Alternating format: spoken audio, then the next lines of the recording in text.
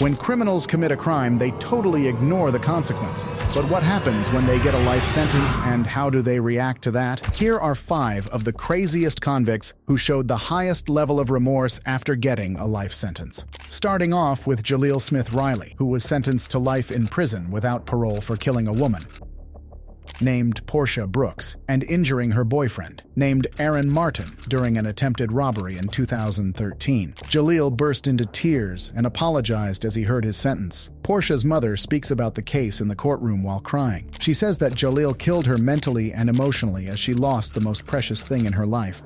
But he killed me mentally, emotionally.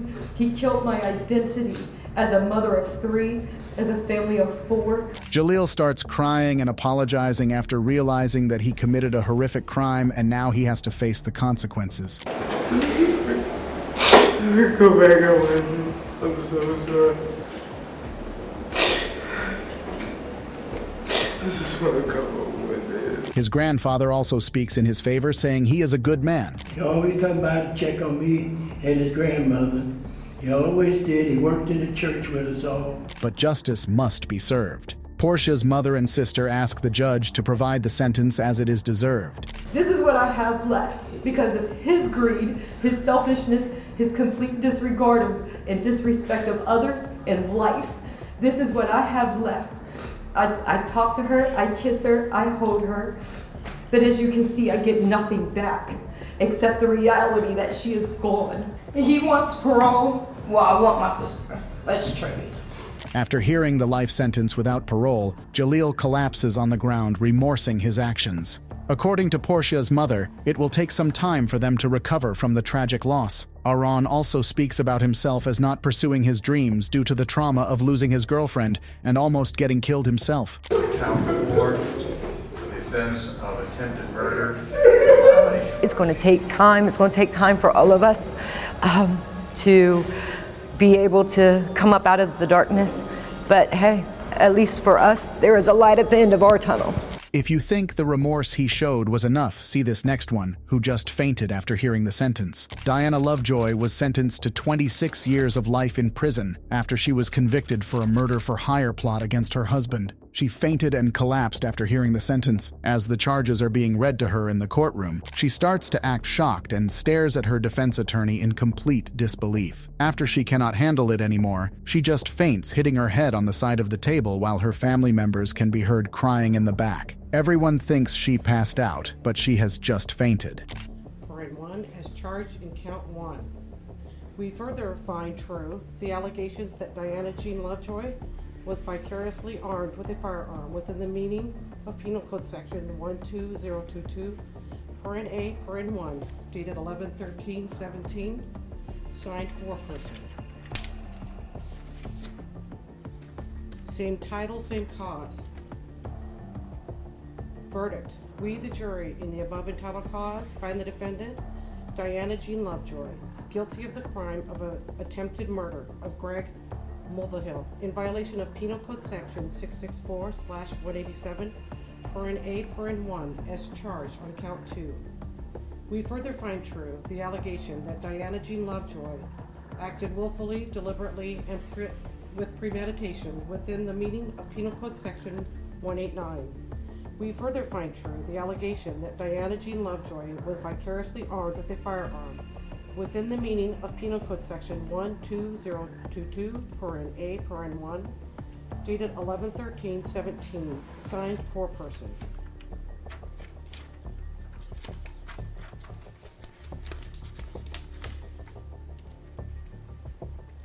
In the Superior Court of the State of California, in and for the County of San Diego, the people of the State of California, Plaintiff versus Weldon K. McDavid, Defendant. Case number SCN 363925, DA number OCD 980. Verdict. We, the jury, in the above entitled cause, find the defendant, Weldon K. McDavid, guilty of the crime of conspiracy to commit murder. We're going to need to take a break. And if we could have, the jury assistant go back.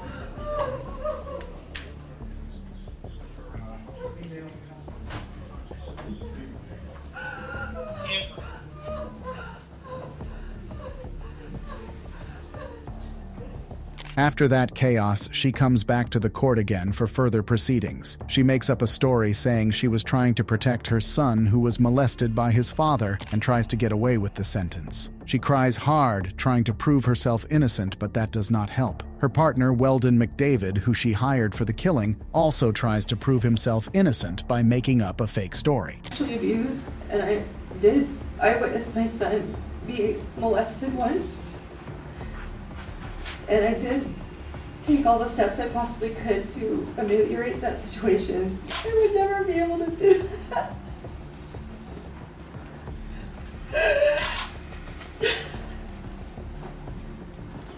And it's so painful that some people in this world seem to think that I would have it in me to do this. The tap. I thought of my son growing up without a father. My father was killed. My father was killed when I was 24, and I still haven't gotten over that.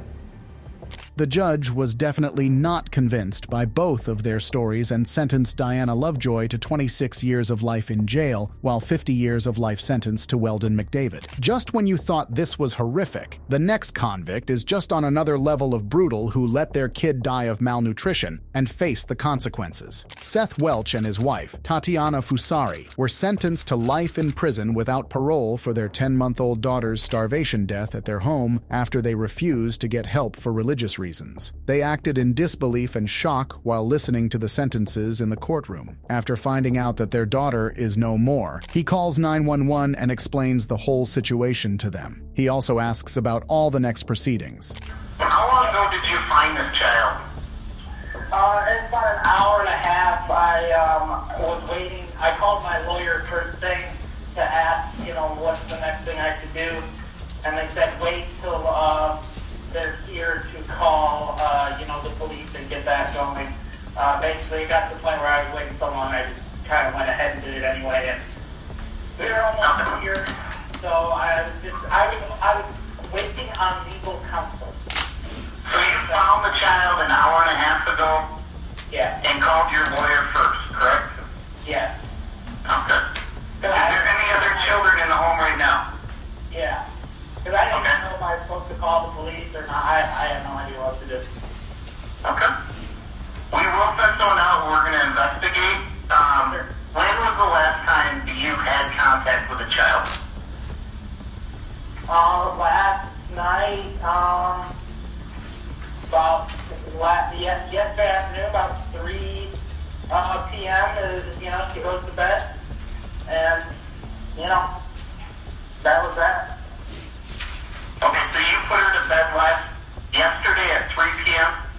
Yeah, and then this morning at 10 something, we finally went in to check on her. Like, okay, it's been way too long, so, It's been this long all the time, normally, so. So you're saying it is normal for your children to sleep from around 3 p.m. till 10 a.m.? Usually about 9:30, yeah. So. They sleep from 3 p.m. to... I'm just typing in a couple things here. Sure. What time do they usually have dinner? Oh, well, that's about infants. They're not all... They don't all kind of run on the schedule, but she basically eats and, she's up for a half hour after that, and then she goes down for bed. Okay. And how old are the other children? 4 and 2. There's 2 other children? Yep. And they're at home right now, right? Yep. And you said when you found her, she was already believed to be deceased, right? Yes. And that's when you consulted with a lawyer? Yep. Do you believe she was beyond help already? Oh, yeah. She was dead as a door now. The judge reads out the charges, to which both the parents listen quietly with regret and remorse in their hearts. When the judge states that they murdered their daughter, the mother bursts into tears while the father remains still, but not until the judge states the sentence. The father gets shocked with his mouth wide open after he hears the sentence. He cannot believe that his actions can make him face such severe but deserved consequences. In Solon Township, that you're both charged with what they call felony murder while in the perpetration or attempted perpetration of child abuse in the first degree. They're alleging that you murdered one Mary Welch. That is a charge called homicide felony murder. It is life without parole. It requires a DNA sample to be taken upon arrest, which is often like a cotton swab or in the inside of your cheek. The second offense that you're both charged with is called child abuse in the first degree, where they're alleging you knowingly or intentionally caused serious physical harm to a child. They're talking about this Mary Welch. It is a felony, possible penalty of up to life imprisonment or any term of years less than life.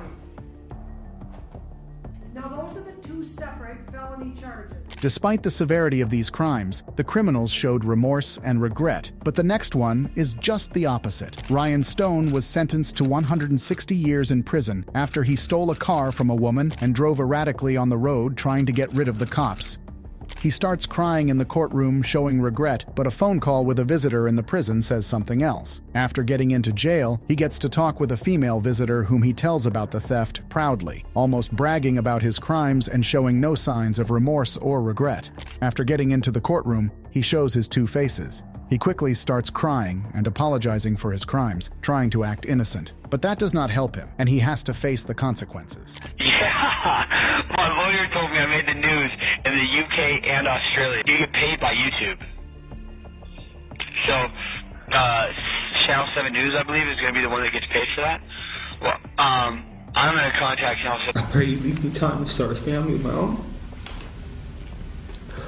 with my beautiful wife. For the last one, we have a murderer again whose fate brought him to jail for the rest of his life. Esteban Carpio was sentenced to life in prison without parole after he was convicted of the murder of a police detective, James Allen, back in 2005. He cries at his wrongdoings in the courtroom. In the courtroom, he can be seen regretting his actions. As soon as he enters the courtroom for further proceedings, his family starts screaming in pain by watching him with bruises all over his face, which he got after jumping from a window when he committed the murder. Every day, I face the facts of what I did and what happened. First, there was a gasp. Oh my God! Disfigured face. Step off, step off.